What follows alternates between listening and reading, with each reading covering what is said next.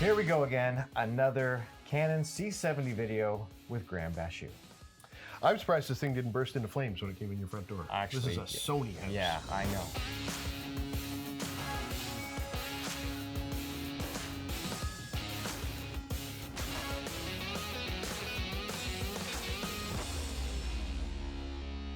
Well, you have seen him here before, and he has talked about his favorite camera in the world, the Canon C70. We have Canon Guru, the Canon Man. The Canon Man. From Windecker Films, Graeme. Graeme, thanks for coming by, and thanks for bringing your Canon, I guess. Sorry, Chris. I know this is a Sony shop and everything like that, but I'm often thinking about workflow and how to make things easier, and sometimes Sony shooters have to know a little bit about Canon. Ouch. And one thing that I've noticed with this particular camera is there's lots and lots of videos out there on it, and lots of people have talked about how they've set it up, and you know, they use base plates and stuff like that. Nobody, and I mean nobody, I don't think, has rigged this thing out for shoulder shooting. Yeah, I would be surprised because it's very awkward shape. Now, and I should say, I am not a Canon hater. I have owned Canons. I like Canon. It is a great camera. But you've got this rigged out for shoulder? Well, so I have used it in its sort of regular, like, way of doing it. I've got some stuff to shoot actually this week, where it would be, you know, probably 5 or 6 hours of shooting, and my arms are going to get tired doing that.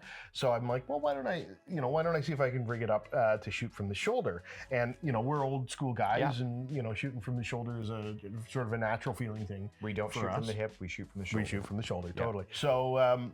So I tried to figure out and see whether or not I had all the bits that I needed to do that, and I think I do. So okay, well let's see. Let's see. We'll put it all together and we'll see. So I'll really quickly run down what I'm using here. So you'll see that I'm using the beautiful and wonderful, much loved Canon 18-80, and this is a Cine Servo Zoom lens, and this is kind of really helpful here. Now I've used other lenses with this camera. I used the 17-55, and I've got a 15-35 RF lens. Great.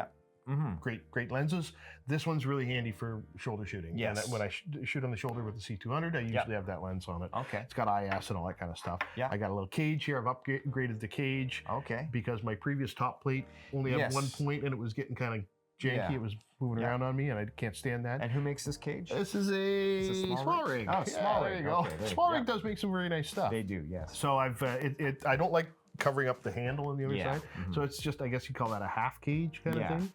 I've added there's a clamp, a HDMI clamp, and I've added a right angle HDMI thingamajigger here, so that it doesn't jab me in the side of the head while I'm shooting. Absolutely. And very importantly, at the back here, we've got a aftermarket BP battery with the USB and DTAP. Yep, DTAP, and you're going to see why we need that in a second. Okay. So first thing we need is a VCT base plate. So we've got a left hand handle here, and we've got the right hand, and on this one, look at that, we've got the servo zoom grip for the 18-80 on the back here.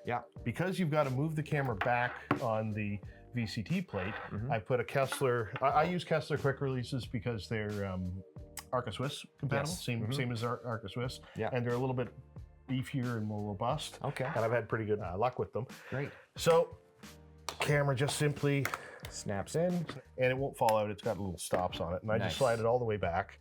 If you can see, everyone, there's a I'm going blind here. There's the remote port. There's the remote port for the lens, right? So there's this deadly expensive multi-pin Zacuto right angle cable. This thing's like $350 for that cable. It's stupid. I believe it. But it's needed. Boom, there we go. Perfect. That's got that part. What am I going to use for monitoring here, though, right? Oh, I don't know. My port keys. I really like this EVF. This is a really nice EVF. I've got it rigged out on a Zacuto Axis Mini, I believe this is. And these things are super great. So this, I believe this is a small rig handle as well. And it's got a 15 millimeter rod port. So we just slide her in there.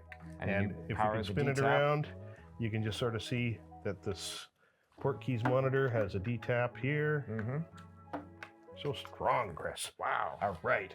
Look at that thing. Isn't that nice? Yeah, that's great. Isn't that nice? So very cool. Throw her up on your shoulder. I'll flip it on. I'll take the lens cap off. I'll turn the EVF on. I'm holding it for you there. Okay. All right. And you can see I put a Condor Blue ratcheting yes. rosette on there, so you can just it's adjust kind of that like down. it's kind of like my FX9, and look Now at you're not that. quite up on your shoulder there. No, I am not. But yeah, I can adjust it, but I can see. Wow, this is quite comfortable. It's not bad, hey? Now, what's really nice about shooting on the shoulder with this thing, in my opinion, is it probably weighs less than half of what my C200 weighs. Well, this definitely weighs less than my FX9. This is a lot lighter, and actually this feels quite balanced. I It's think not bad. I could have this on my shoulder all day. This could extend out a little further Yeah, too. yeah, right? for sure. And so there was one major problem with this whole thing. I'm not typically adjusting the shutter angle or anything like that. I don't go crazy with aperture. Yeah. We've got a manual aperture on the lens here, which is great. Yeah. The autofocus is good, but the zoom ring is right here on the side of the camera. Yeah.